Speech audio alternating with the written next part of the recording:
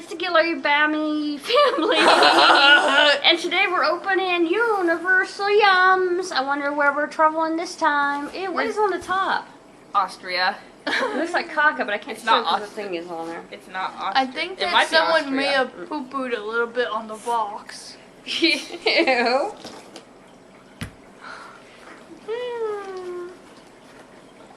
Open up the box. Oh, and I there's forgot tape on the sides are side. tight. Every time I it try comes to with open it. Poo-poo from It getting comes with a in. free mask. Yeah. And poo-poo. It comes with a free mask. Look I at the, hate poo-poo. look at the mask. It's a free mask. I hate poo-poo. Open up the box and it is Austria. I'm a genius. You've probably seen it online. No, remember I guessed from the clues they gave. Oh, okay. Austria. Ow! Okay, the next one. What are you? I'll just do the clues for the next one because we always forget.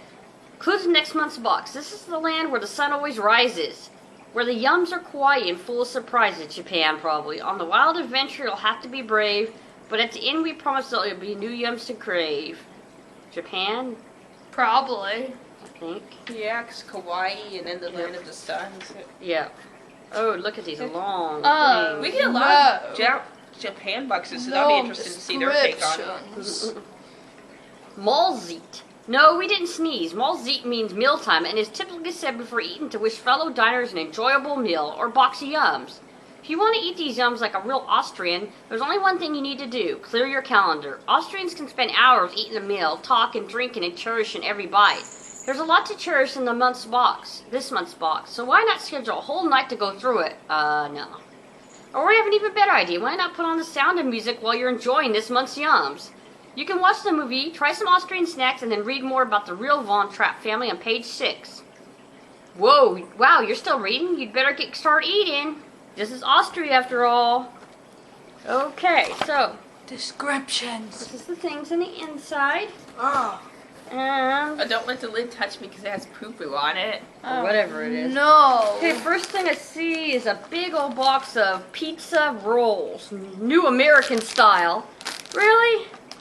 This is from Austria, but they have American style Well, pizza things. That that- doesn't even look like it'd be from America. I know. They look like Well, maybe They that tried. lets you see. That's because they wanted to copy. So they corn They and tried. potato snack. What do they think our food tastes like, right? Yep. That's what they think we eat.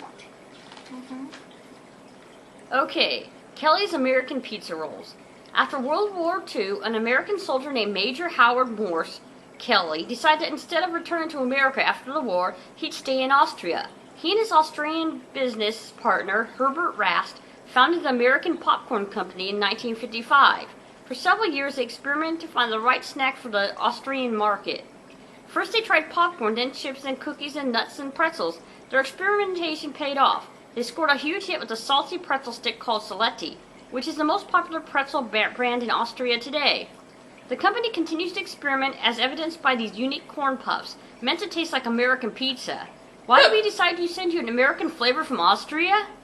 We think it's a fitting flashback to the company's start by an American founder, and because these flavorful puffs are awesome. That's most of the box. Almost the whole box was just these They better be things. really awesome then. Yeah. You know, when I was Okay. little, I used to think Austria was a misspelling of Australia. Dumb. Well, when you're little, you don't know.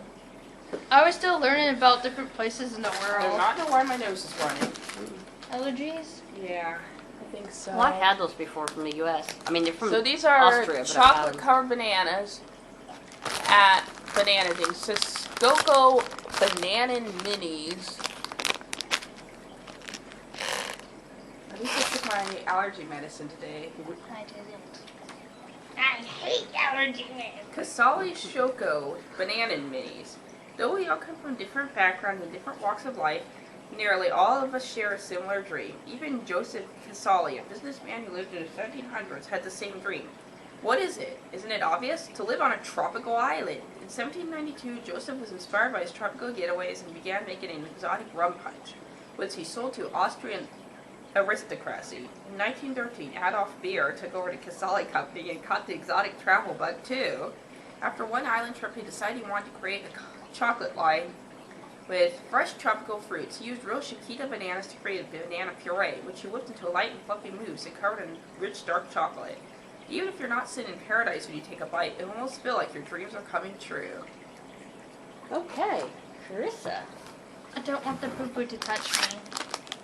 Good thing it didn't touch me. Who says it's poo-poo? It could be coffee or something too. Somebody says Caca. Or caca, yeah. Poo-poo or caca. Kelly's mini Ritz. I think they're called frites. No, I don't know. Frites. Paprika. So paprika. I don't know. It looks like those kind of French fry things. Potato sticks paprika flavored. Yep. 10 grams of fat. We can try something. Yeah. Kelly's paprika mini Ritz. After the first bite, you might be tempted to call these mini potato sticks barbecue flavored, but you'd be wrong. Yes, we said it. Wrong. These potatoes are actually tossed in a unique blend of paprika, which is a popular chip flavor in Europe. This special blend, named Original Cottony Paprika, was crafted in 1881 by Janos Cottany. He dreamed of exploring foreign lands. He would have loved University Islands, but was limited by family pressures and finances. In 1881, Cottany built a paprika mill in Hungary, grew his own peppers, dried them, and milled his own paprika using a secret personal recipe. The paprika spice blend became an instant hit in Austria, where its success has continued to this day. Does the spice blend taste familiar?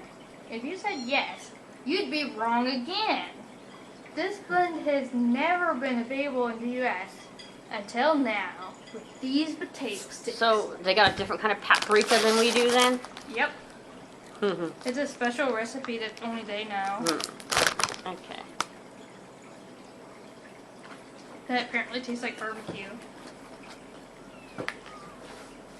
Oh, yeah. poor babies.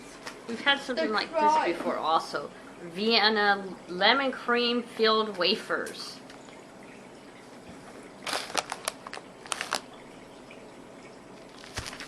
You didn't see anything.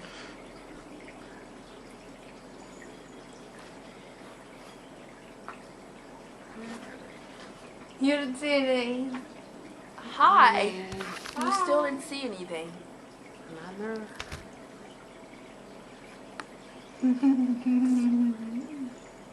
Okay. Manor lemon wafers. The 1890s were a decade of invention. Volleyball, the remote control, filing cabinets, mouse traps, and zippers were all created. But our favorite invention of all from this decade, it has to be these special 5-flavor wafers. Joseph Manor developed the recipe in 1898 and wrote this in his journal on the very day they were first baked. Today we start with the series production of new wafers. We have come up with a few variations already. I don't want to make any predictions yet, but personally I think the Neapolitan wafers number 239 are particularly exceptional. Millions of Austrians agreed with him, and Manor wafers quickly became the most famous snack in Austria. Their most well-known fan, Austria-born Arnold Schwarzenegger, who loves the wafers so much he included them in his movie Terminator 3. Wishing that you could try the same wafer number 239 that Joseph Manor made in 1999? You can. The recipe has remained entirely unchanged except for the filling. We opted for their tangy lemon cream, which we firmly believe is the best wafer we ever had, over the traditional hazelnut flavor. See, that's how I knew that this was going to be Austria, because the description said, from the last box, said Hasta la Vista, so... Oh, yeah. I know I have not watched any of those movies. I will never watch any of them either. I don't like that kind of stuff. Okay, some pie wafer thing. Wow, waffle... Our Tortenecken. Alla wina appelstra. Whatever that means. Waffle filled with apple cinnamon flavor cream.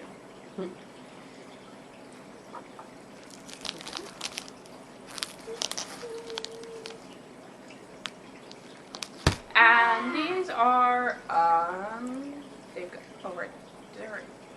Our Tortenecken Apfelstrudel. There's an old Austrian proverb that goes, first bake the strudel, then sit down and ponder. You might ask, what is there to ponder? Here are a few ideas. First, you can ponder the fact that the apple strudel is making waves in Austria's culinary scene long before the United States ever even became a country. The Viennese City Library is home to the oldest known apple strudel recipe, which dates back to 1696. Suggestion number 2. You can ponder the similarities between apple strudel and baklava. The Greek dessert that inspired Austrians to reinvent their tasty treat. Third, you can ponder why the state of Texas made the Austrian apple strudel their official state pastry in 2003.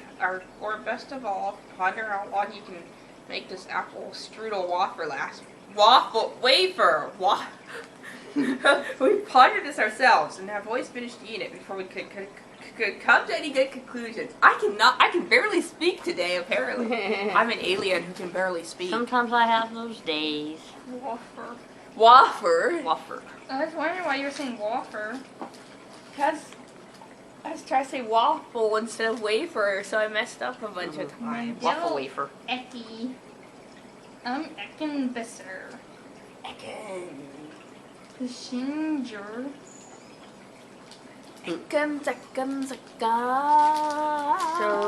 there's some kind of little chocolate bar, I think, or something. This is what the little package looks like. And there's 2 of these. Okay. This ginger Mandel Ecki. If you're someone who always goes after the corner piece, you'll love this. Ecki means corner in German, and this little wafer is meant to represent the tiny sliver that would have made up the best part of Oscar Kuschinger's famous torte cake. Fine almond cream is sandwiched between layers of wafers for a delightful chocolate treat. Compare it with the hazelnuts with gel and tell us which one you like best. Is it almonds or hazelnuts? We prefer one over the other, but we'll never tell. I was probably mispronouncing that the whole time. Oh, probably. Every time I go upstairs, my nose doesn't run as much, so that must mean I'm allergic to something down here. Oh. You're allergic to life. Okay. Oh, so when I'm upstairs, I have no life? Yeah. I die. I've died several I times. hate being allergic to life. Here, Okay. have a rubber duck. So I it's hate rubber duck. She still the hates everything. Sheep Casanova Mini Classic. Why does she hate everything? She's greedy. She's greedy. She's Grumpy Smurf. Greedy. Greedy Smurf, Grumpy Smurf, same thing. Grandpa Smurf, whatever. Grandpa Smurf. What is Grandpa Smurf? I think they had it, or later on they had a Grandpa Smurf. I guess he died because he wasn't in the movies. Yeah. Only there was the girl, the farmer girl and the farmer boy and They didn't have the this baby. They didn't have the 2 ones that joined them from the second movie either. Okay, Blaschek coconut macaroons. Typically, candle makers aren't the people behind the best desserts in the world. Well, most candle makers aren't. John Blassie, a gingerbread baker, candle maker, and coconut macaroon maker, say that 3 times fast, was different. In the early 1920s, Blaschick turned his coconut macaroon venture into an empire thanks to the suggestion of a friendly salesman. The salesman suggested dipping his coconut macaroons into chocolate, and Blanc took the advice to heart. To create the perfect dipped 3-layer macaroon, he used a wafer base for support and fine chocolate cream to hold it all together. Everything was good in the gingerbread candle coconut macaroon world until World War II. Sales went way down. Johann passed away in 1944, and the headquarters of the company burned down 1 year later. His son Ernst was undeterred. Ernst built the company back to its former glory and then some. In 1982, the Australian government granted them the power to display the national coat of arms in their advertising. Their famous macaroons are now one of the top-selling sweets in Austria. To make matters even sweeter, this is the first time ever that these famous macaroons have been available in the USA. Okay. Sweets are mine. The birdies' tweets are mine. City streets. So far, there's not weird, gross ingredients in any of these. No mega cheese. Like cheese. I'll pick.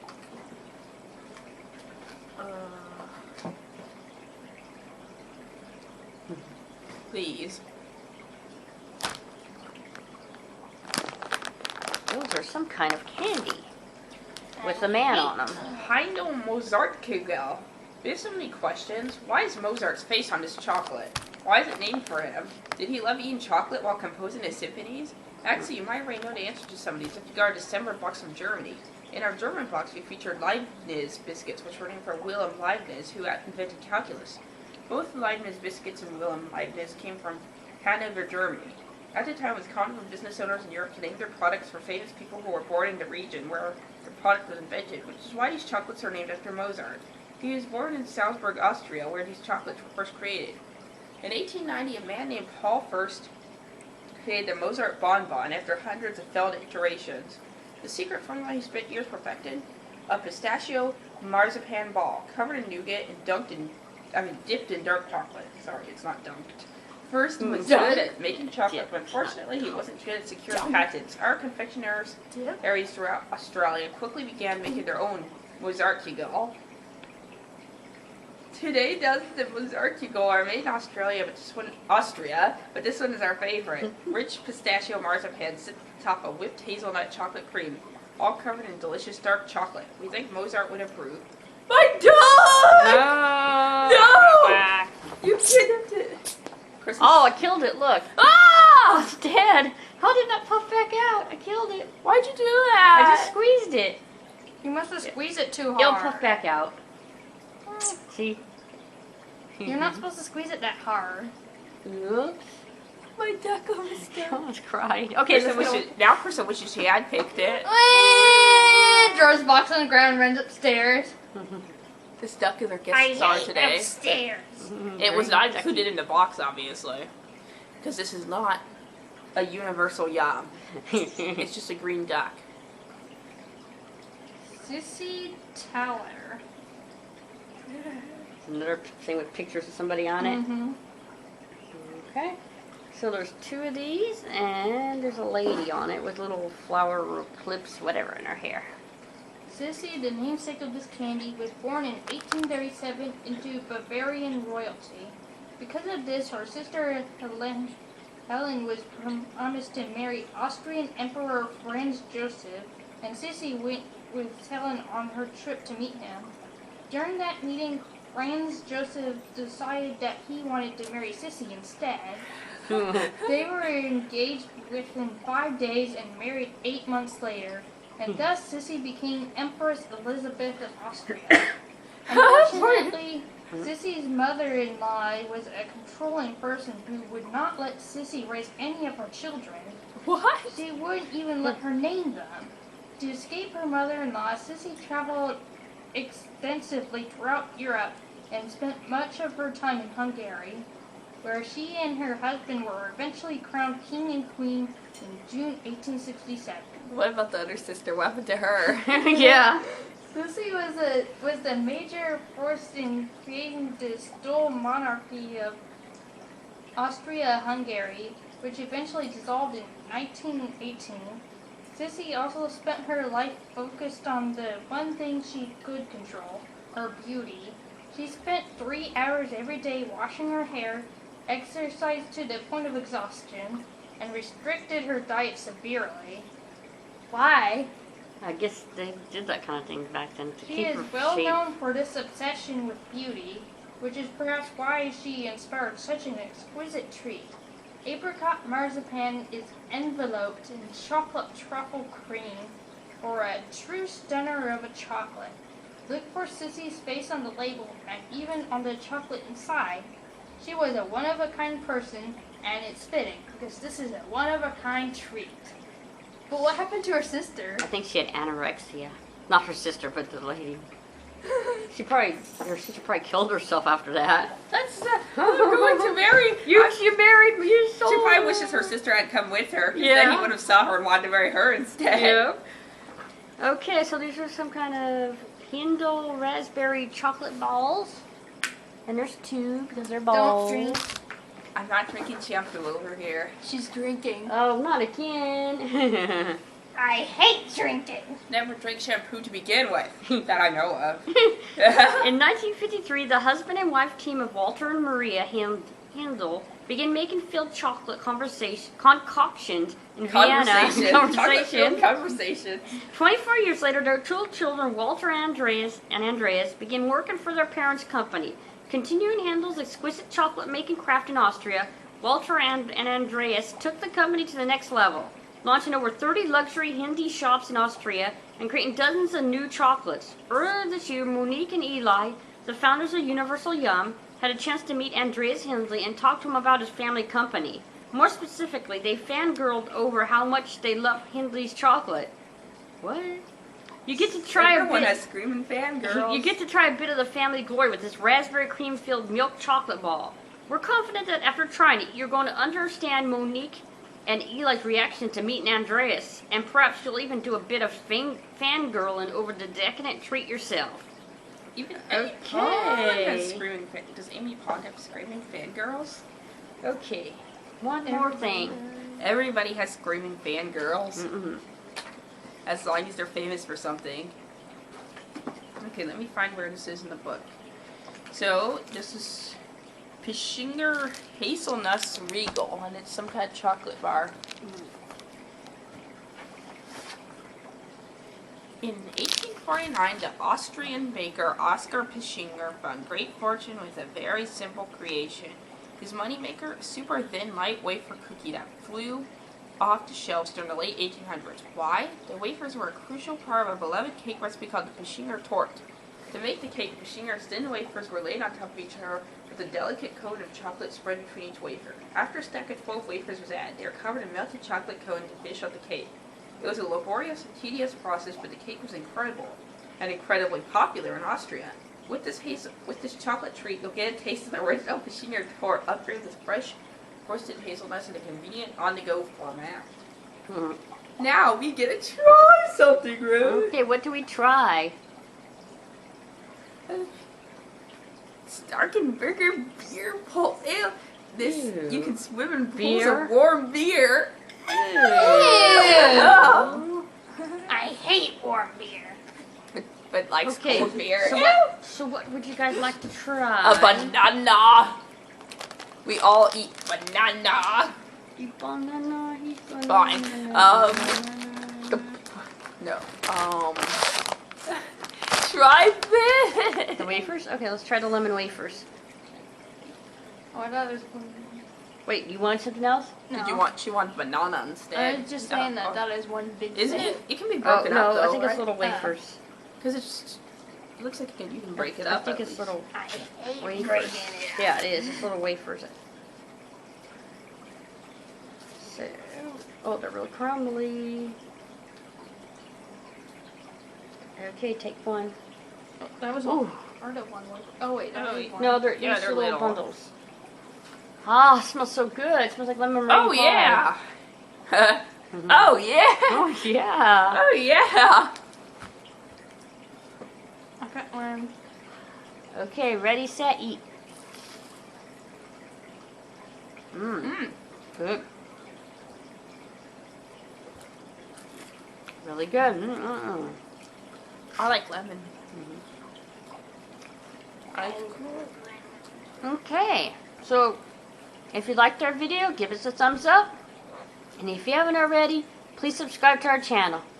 Bye! Bye. I'm wiggling my thumb.